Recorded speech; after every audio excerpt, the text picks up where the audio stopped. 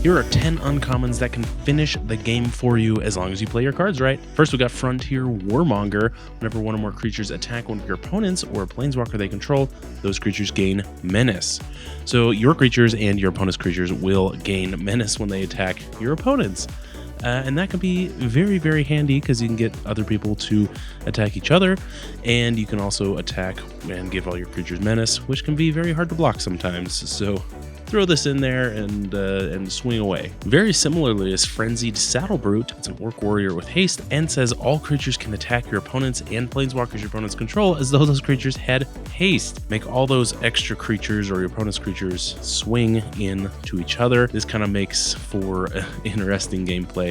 You're somewhat protected, but when creatures come out, they have haste against your opponents, and that can be really quite strong. Predatory Rampage is a sorcery that says creatures you control get +3/+3 until end of turn, which is already pretty good. And then each creature your opponents control blocks this turn if able. Make sure that every single one of those creatures potentially dies, even their mana dorks that they don't want to use, or whatever it is, if they can. Definitely not my favorite +3/+3 card, but hey, if you force your opponents to block, they might get pretty upset with you. Invert the Skies is an instant. It says creatures your opponents control lose flying if you paid green to cast the spell, and you creatures you control gain flying if blue was spent to cast the spell. You do both if both colors of mana was spent. So for 4 mana, Invert the Skies. You put all the creatures with flying on the ground and put all the non-flying in the air. Boom, all of a sudden you swing in with this giant toad-looking thing with a Githkin falling off the bottom of it. Oh man, yeah, and then you take control of the skies and the air, and then boom, you got it. You got the win. Armed and Armored, not to be confused with Arms and Armor, the book I used to check out religiously in elementary school, but this is an instant, gives all your vehicles, turns them all into creatures, which is already just insane for 2 mana. So if you got a bunch of vehicles, you can just swing with those. And then you can choose a dwarf you control and then attach any number of equipment you control to it. Wouldn't this be interesting? An equipment vehicle dwarf deck? That could be really fun. So yeah, force your arms to become armored and then swing. Cleaver Riot, good one for red. Creatures you control gain double strike until end of turn. Need I say more? Look, it's got all these goblins. Put this in your Cranko deck and you're swinging with double strikey goblins. You probably have the game by then. A Chromas Blessing gives creatures you control protection from the color of your choice until end of turn. So if you're playing against someone with monocolored or tokens that are monocolored or whatever it is, or I guess even dual colored, you can get a lot of damage in just through swinging with protection because their creatures won't be able to block, and you swing in for the win.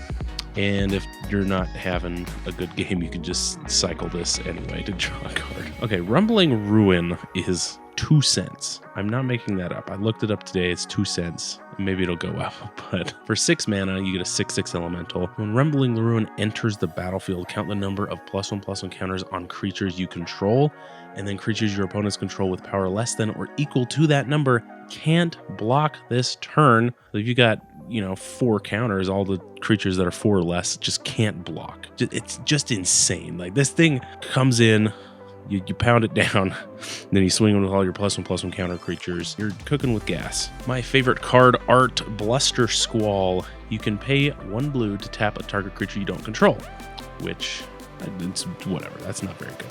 But what the cool part about this card is that it's an instant and you can overload it for 4 mana and then tap each creature you don't control, swinging in at all of your opponents all at the same time. And yeah, I love this card. This is probably my favorite card. I don't know if I'm saying that correctly. It's definitely my favorite art on a card. I'll have to talk about it later. But anyway, that's Bluster Squall. And lastly, we've got Bond of Discipline. Cool art here as well. You've got the Azorius and Orzhov's symbols kind of combining in the air. And you can kind of combine the two. This is a cool War of the Spark thing that they did. For 4 and a white, you can tap all creatures your opponents control, similar to Bluster Squall.